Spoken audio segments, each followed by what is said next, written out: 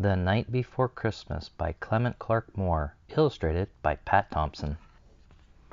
'Twas the night before Christmas, when all through the house not a creature was stirring, not even a mouse.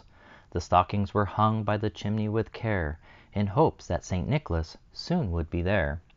The children were nestled all snug in their beds, with visions of sugar plums danced in their heads.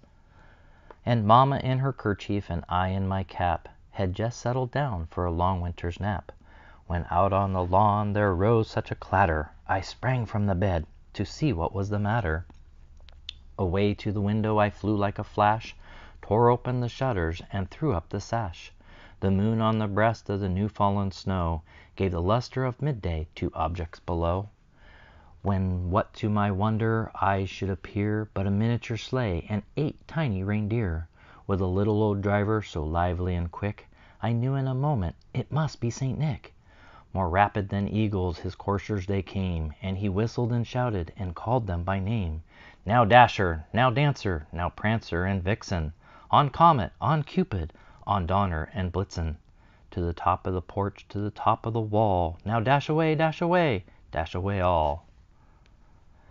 As dry leaves that before the wild hurricane fly, when they meet with an obstacle, mount to the sky, so up to the housetop the coursers they flew, with the sleigh full of toys, and St. Nicholas too. And then in a twinkling I heard on the roof the prancing and pawing of each little hoof. As I drew in my head and I was turning around, down the chimney St. Nicholas came with a bound. He was dressed all in fur from his head to his foot, and his clothes were all tarnished with ash and soot.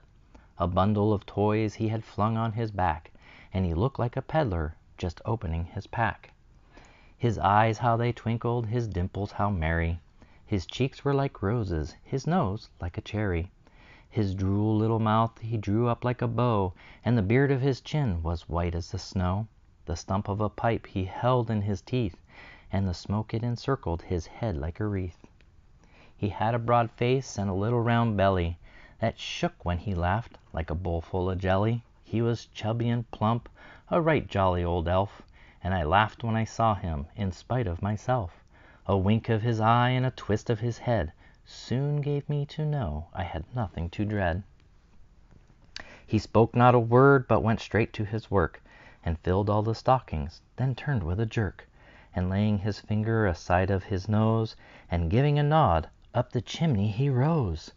He sprang to his sleigh, to his team gave a whistle, and away they all flew like the down of a thistle. But I heard him exclaim ere he drove out of sight, "Happy Christmas to all, and to all a good night."